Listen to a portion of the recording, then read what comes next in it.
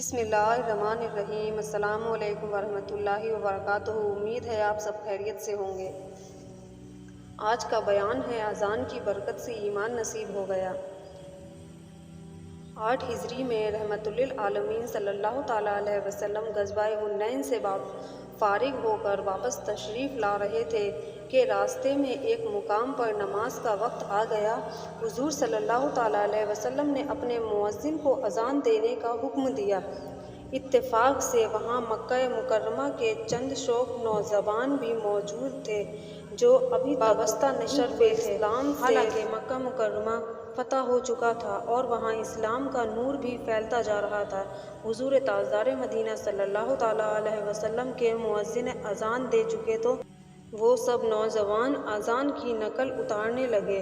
ان میں سے ایک نوجوان کی آواز بہت بلند اور دلکش تھی۔ سرکار مدینہ صلی اللہ تعالیٰ علیہ وسلم نے ان سب نوجوانوں کو بلا بھیجا اور ان سے استفسار فرمایا، تم میں سے کون ہے جو بلند آواز سے اذان کی نقل اتار رہا تھا؟ سب نے اس نوجوان کی طرف اشارہ کیا۔ حضور صلی اللہ تعالیٰ علیہ وسلم نے اس نوجوان کو حکم دیا کہ میرے سامنے اذان دو۔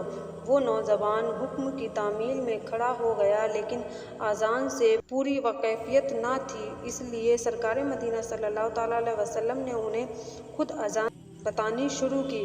سرکار مدینہ صلی اللہ تعالیٰ علیہ وسلم کی زبان حق کے ترجمہ جو کلمات سنے اس نے یوں ہی دہرا دیے۔ جو الفاظ دہراتے جاتے تھے، سننے سے کفر اور شرک کا زنگ دور ہوتا جاتا تھا۔ اذان ختم ہوئی اور ساتھ ہی ان کے دل کی کیفیت بھی تبدیل ہو گئی۔ اسی وقت سچے دل سے کلمہ شہادت پڑھنے لگے۔